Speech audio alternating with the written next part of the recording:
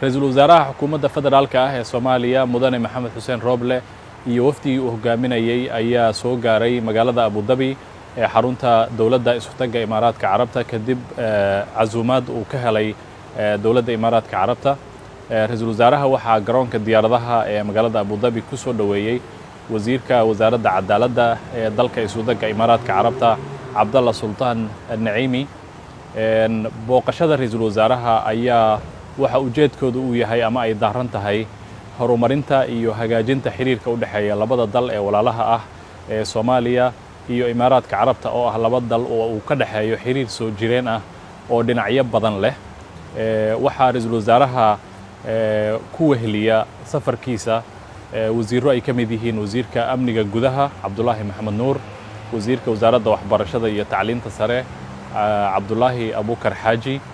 wasiirka arrimaha dastuurka Saalax Axmed Jaamac, wasiiru dowlaha xafiiska ra-iisul wasaaraha Cabdixakiin Xasan Ashkir iyo mas'uuliyiin kale.